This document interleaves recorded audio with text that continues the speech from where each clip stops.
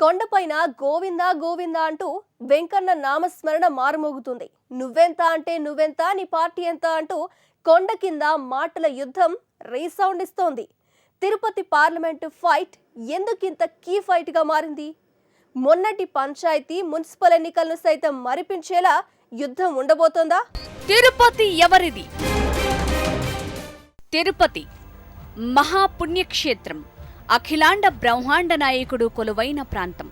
ప్రతిరోజు తిరుమలకు వచ్చే వేలాది భక్తులతో కోలాహలంగా కనిపించే నగరం. అందుకే తిరుపతి అంటే దేశమంతా ఆసక్తి. తిరుపతికి సంబంధించి ప్రతి అంశము జాతీయ స్థాయిలో ఆసక్తి కలిగిస్తుంది. ఇప్పుడు ఇదే తిరుపతికి జరుగుతున్న బైపోల్ అన్ని రాజకీయ పార్టీలకు పరీక్షా వేదికగా మారింది. అస్త్రశస్త్రాలు, వ్యూహ ప్రతివ్యూహాలతో యుద్ధ క్షేత్రాన్ని తలపిస్తోంది తిరుపతి.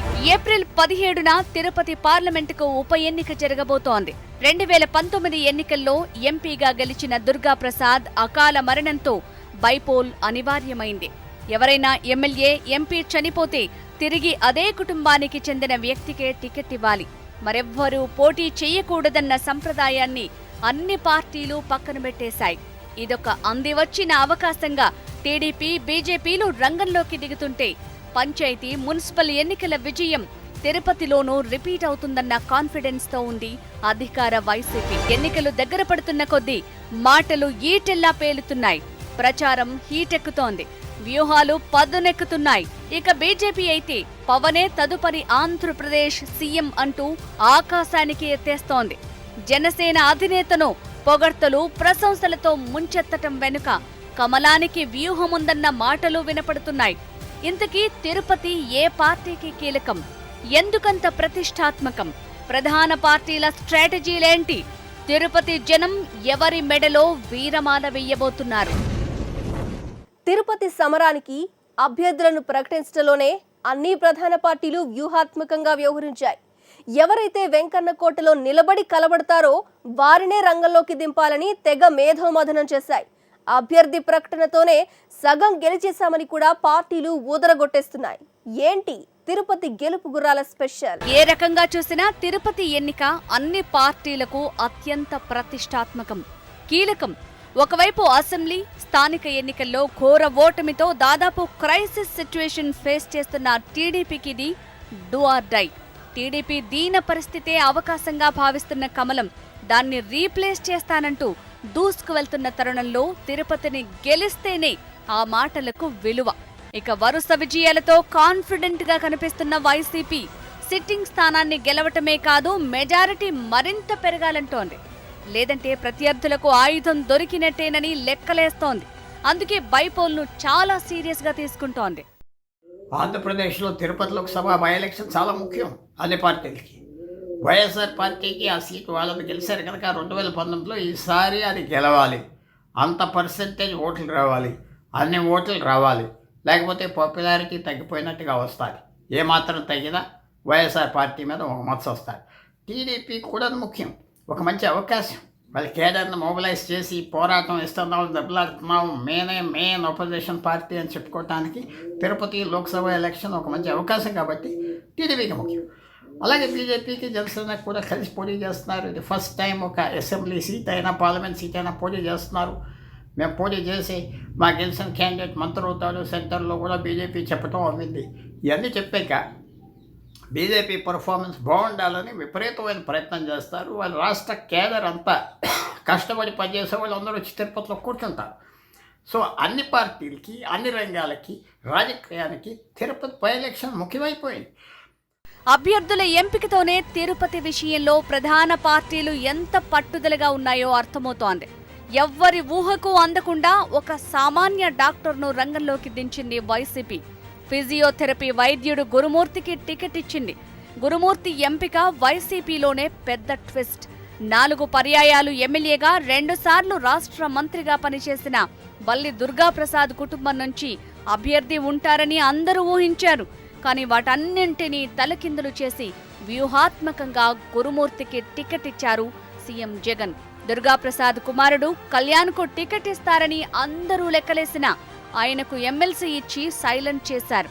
నియోజకవర్గంలో బల్లి దుర్గాప్రసాద్ కుటుంబం పట్ల కొంత వ్యతిరేకత ఉండటమే ఆయన కుమారుడికి టికెట్ ఇవ్వకపోవడానికి కారణమని తెలుస్తోంది. కాస్త పరిస్థితి అటు ఇటు అయినా దుబ్బాకలో టీఆర్ఎస్ తరహాలోనే తమ పార్టీకి కొంత ఇబ్బంది తప్పదనుకున్న సీఎం జగన్ అనవసరంగా ప్రత్యర్థులకు ఆయుధం ఇవ్వడం ఎందుకు, పకడ్బందీగా రంగంలోకి దిగాలి అనుకున్నారు. తనకు తన కుటుంబానికి నమ్మిన బంటు లాంటి సౌమ్యుడు, వైద్యుడు గురుమూర్తికి టికెట్ ఇచ్చారు. సామాన్యుడిని ఎన్నికల్లో నిలబెట్టడం ద్వారా పార్టీని నమ్ముకుంటే ఎప్పుడైనా మంచి అవకాశం వస్తుందని శ్రేణులకు మరోసారి సంకేతమిచ్చారు సీఎం జగన్. తిరుపతి విజయం జాతీయ స్థాయిలో మారుమోగాలని పార్టీ శ్రేణులకు దిశానిర్దేశం చేశారు. అన్ని రాజకీయ పార్టీలకు ఈ రోజున తిరుపతి ఉప ఎన్నికలు ఒక ప్రతిష్టాత్మకంగా మారాయి. అధికారంలో ఉండేటువంటి వైఎస్ఆర్ కాంగ్రెస్ పార్టీ 2019 ఎన్నికల్లో 2,28,376 ఓట్ల మెజారిటీతో గెలుపొందింది.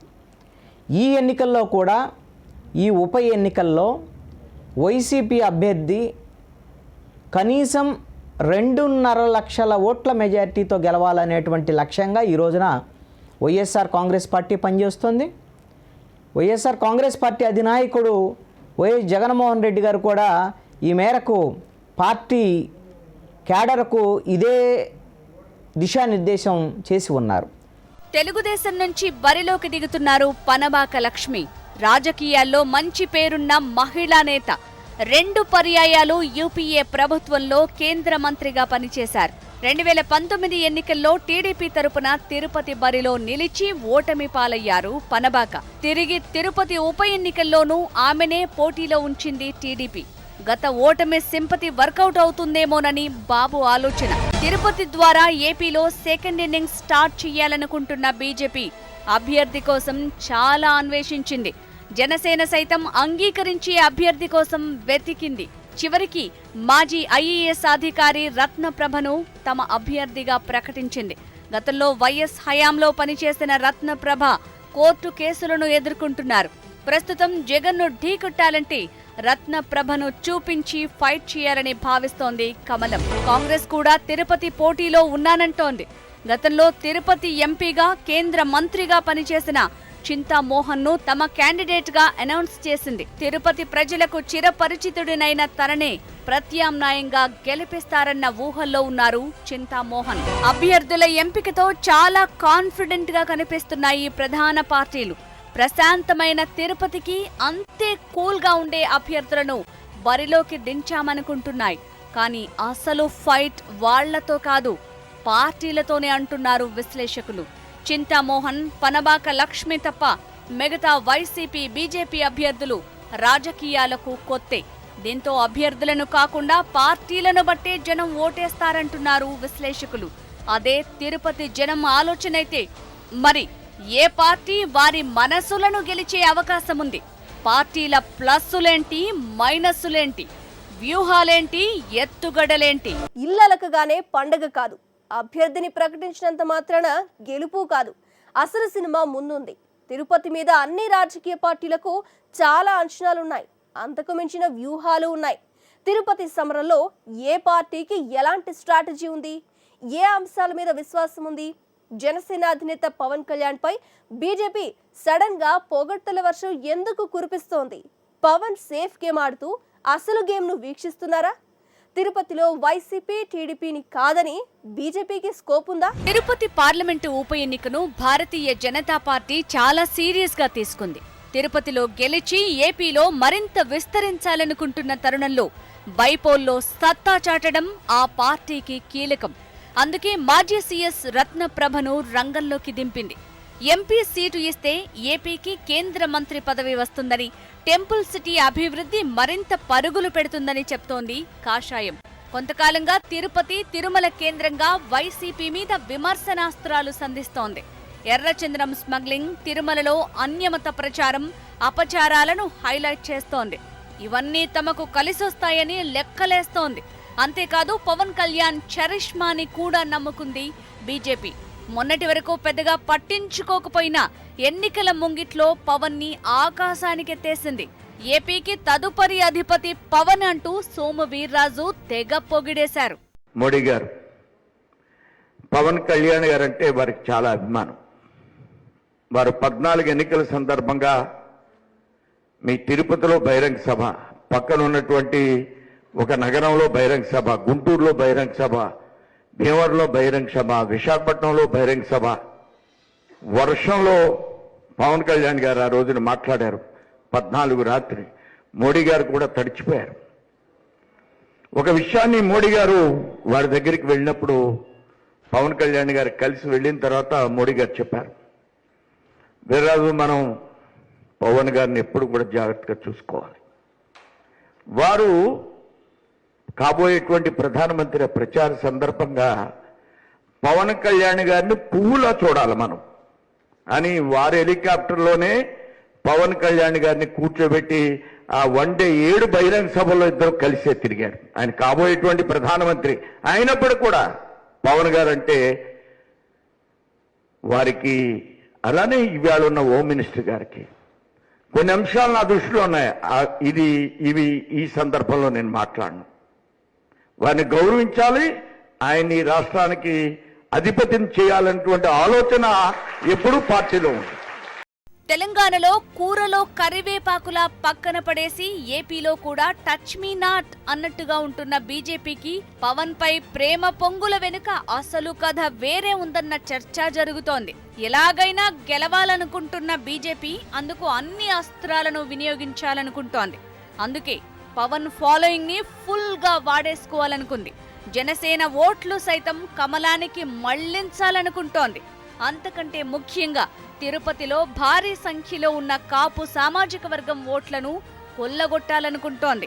ఈ క్రమంలోనే పవన్ కు బీజేపీ కూటమిలో అవమానం జరుగుతోందన్న భావన చెరిపేసేలా ప్రశంసలు కురిపిస్తోంది. తిరుపతి పుణ్యక్షేత్రం కాబట్టి హిందుత్వ అస్త్రం, అలాగే పవన్ ఆయుధంతో గట్టెక్కాలన్న స్ట్రాటజీలకు పదును పెడుతోంది బీజేపీ.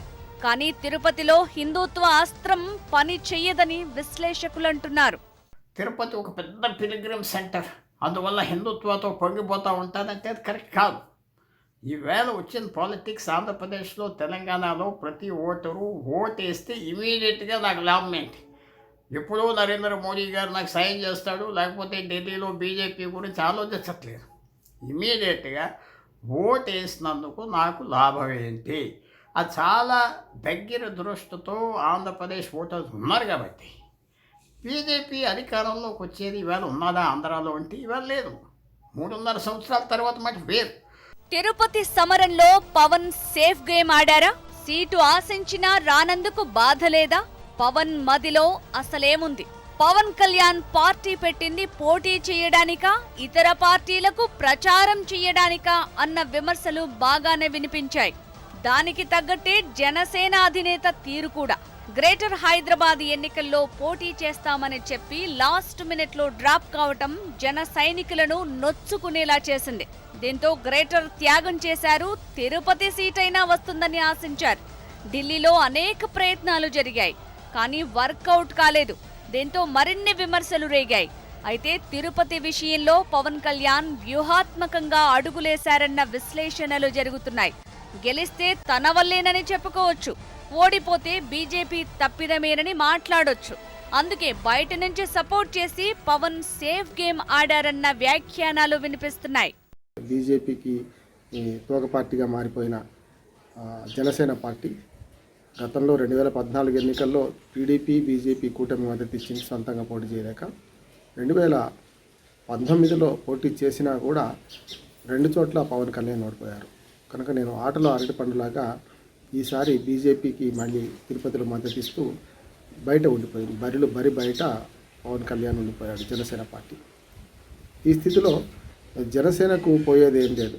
ఓడిపోతే బీజేపీ మీద పోతుంది, గెలిస్తేనేమో తన మద్దతుతో గెలిచారని చెప్పుకోవడానికి వీలవుతుంది. అందుకనే సేఫ్ గేమ్ ఆడిందని నేను అనుకుంటున్నాను. గెలవాలనుకుంటున్న బీజేపీ ఎదుట అనేక ప్రతిబంధకాలు. విభజన హామీలకు దిక్కేది? విశాఖ ఉక్కుపై అంత నిరంకుశమా? ఏ పార్టీ అయినా పలానా రాష్ట్రంలో పలానా నియోజకవర్గంలో పోటీ చేయాలి, గెలవాలి అనుకున్నప్పుడు ఆ ప్రాంతానికి కాస్తో కూస్తో మేలు చేస్తుంది. వాగ్దానాల అమలు, పథకాలు, ప్రాజెక్టులను అందిస్తుంది. కానీ బీజేపీ అందుకు రివర్స్. ఏపీలో ఓట్లు సీట్లు కావాలనుకుంటూనే అదే ఏపీకి బీపీ పెంచే నిర్ణయాలు తీసుకుంటోంది. విభజన హామీలకు మోడీ ప్రభుత్వం తూట్లు పొడిచిందన్న కోపం జనంలో ఉంది. ప్రత్యేక హోదాపై అవమానం చేసిందన్న ఆగ్రహమూ ఉంది. అనేక అభివృద్ధి ప్రాజెక్టులకు రెడ్ సిగ్నల్ వేసిందన్న ఆవేశమూ ఉంది. పోలవరంపై సవతి తల్లి ప్రేమ కురిపిస్తోందని జనం కళ్ళెర్రజేస్తున్నారు. తాజాగా విశాఖ స్టీల్ ప్రైవేటీకరణ. ఇన్ని ప్రతిబంధకాలతో తిరుపతిలో ఏమని ఓట్లడుగుతారన్న ప్రశ్నలు అనేకం. బీజేపీకి చాలా అవరోధాలు ఉన్నాయి. ముఖ్యంగా విభజన హామీల అమల్లో, 3 రాజధానుల విషయంలో, వారు కోర్టుకి ఇచ్చిన అఫిడవిట్ల విషయంలో, అన్నిటికన్నా రీసెంట్ ఇష్యూ మనకు ఏదైతే ఉక్కు కర్మాగారం, విశాఖపట్నం ఉక్కు కర్మాగారం ప్రైవేటీకరణ, ఈ విషయంలో ప్రజలు చాలా ఆగ్రహంతో ఉన్నారు. ఆంధ్రప్రదేశ్ ప్రజలు బీజేపీ పట్ల చాలా ఆగ్రహంతో ఉన్నారు. కనుక ఇక్కడ మతం విషయంలో పోలరైజేషన్ ఇక్కడ పనికిరాదని నేను అనుకుంటున్నాను.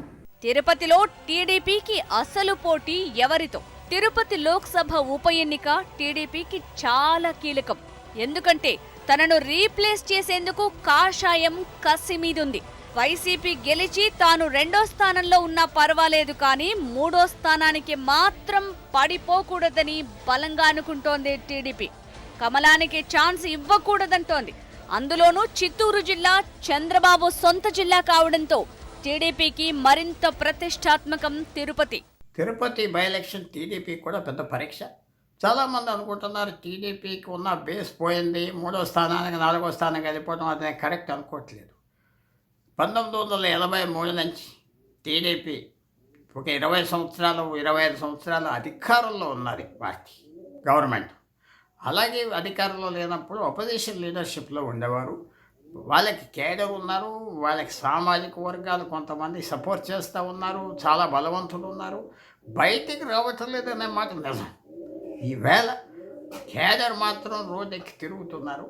కొంతమంది ఎంజాయ్ చేసిన వాళ్ళు బయటికి రావట్లేదు. ఈ తుఫాన్ అనేది వెళ్ళిపోయాక బయటకు వద్దామన్న ఆలోచన, మళ్ళీ అధికారం కనపడితే వద్దామన్న ఆలోచన.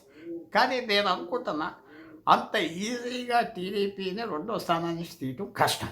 ఎందుకంటే ఇప్పుడు సంవత్సరంన్నరే అవింది ఓటమి, 40 సంవత్సరాల చరిత్ర. అంత ఈజీగా మర్చిపోయి ఒక్కరోజే ఆ పార్టీ కరిగిపోదు. వైసీపీ బీజేపీని విమర్శిస్తుందా, తెలివిగా స్కిప్ చేస్తుందా? తిరుపతి పోరులో కాన్ఫిడెంట్ గా బరిలోకి దిగుతోంది వైసీపీ. సిట్టింగ్ సీటు కావడం, మొన్న జరిగిన పంచాయతీ మున్సిపల్ ఎన్నికల్లో తిరుపతి పరిధిలో గ్రాండ్ విక్టరీ సాధించింది. తిరుపతి ఎంపీ సెగ్మెంట్ లో 7 ఎమ్మెల్యేలు కూడా వైసీపీవే. పథకాలు కూడా జనంలో మంచి పేరే తెచ్చాయనుకుంటోంది. దీంతో గెలుపు నల్లేరుపై నడకేనని భావిస్తోంది. తిరుపతిలో గెలిచి పంచాయతీ నుంచి పార్లమెంటు దాకా తమకు తిరుగే లేదని బ్యాండ్ బాజా వాయించాలనుకుంటోంది వైసీపీ. అయితే తిరుపతి ఎన్నిక పార్లమెంట్ స్థానానికి బీజేపీ కూడా కీలకమైన ఫైటర్గా సీన్లోకి ఎంటర్ అవుతోంది. దీంతో బీజేపీ కూడా విమర్శలు చెయ్యక తప్పదు. అయితే కేంద్ర స్థాయిలో 2 పార్టీలకు మంచి ఫ్రెండ్షిప్ ఉంది.